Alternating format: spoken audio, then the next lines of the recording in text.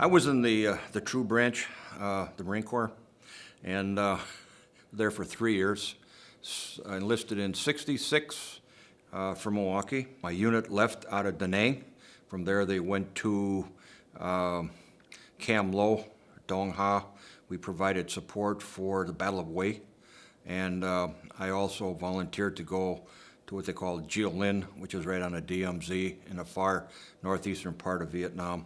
Well, we got there, we had what they call sea rats. If we needed any food, we had to steal it from the Army. If we needed any beer, we had to steal it from the Air Force. We didn't have any of that stuff.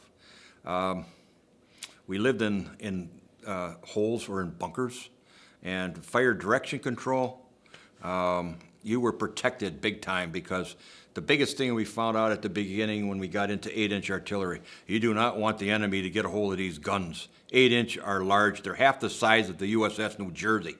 These are big artillery pieces. Your bullet or round is about 245 pounds. So we were protected very well. We had enough security around our perimeter to make sure that nobody got in. And we did have one hit up by Jilin. 3 Red Chinese came in, but they didn't even make it through the wire. Other than that, it was, we'd get hit, but not near us, because the main thing was to keep activity away from the guns, because the guns were so important. And with us, we had, the 2.8-inch, we had 1.55 and one, I think it was a 105 with the Army, real long barrel that would shoot a projectile faster than the speed of sound. You've had difference of opinion with people in the locality, different sorts of treatments and so on. And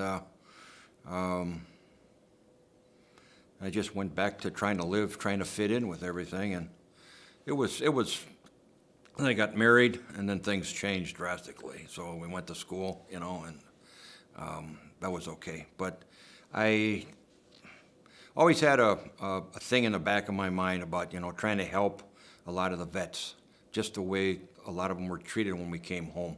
Not again, because when we came, after several years happened, and then I got involved in military organizations.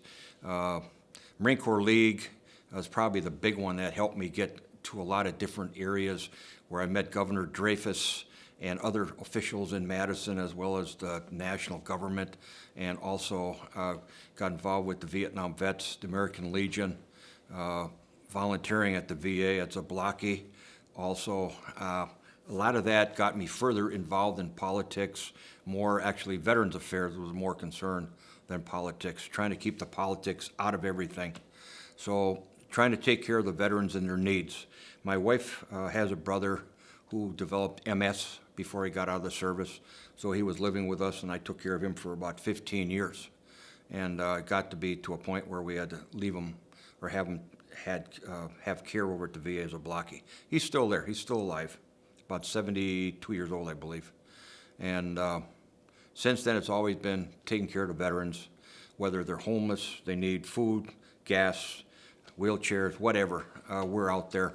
To me, my own honest opinion, I think the Vietnam vets should be taking more of a lead in the everyday affairs of what's going on in this country. I know in some areas they may do that, but you're dealing with homeless vets. There's the job of helping their brothers and sisters is not done.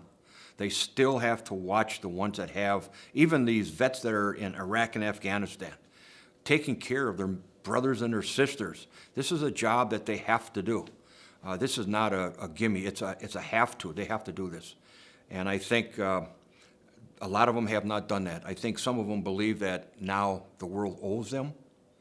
I don't care what people think. I think they think that people owe them something, and I don't believe that's true.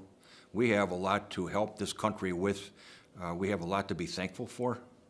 And I think these men and women are the ones that have to take the lead to get this country back on track as to what's right, what's wrong, and not have our future generations of service people, as well as the common person, suffer a lot of this disgrace and anything else that would relate to the country.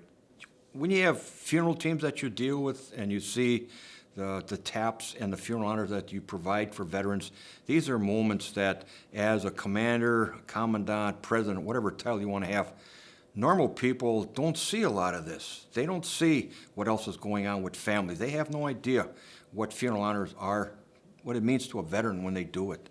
I can see it in men and women's eyes and kids' eyes, like when you get them money to help them for Christmas, not as a handout. You get them toys.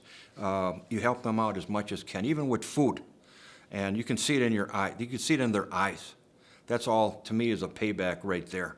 But we need more people that are actually going out and doing some of this.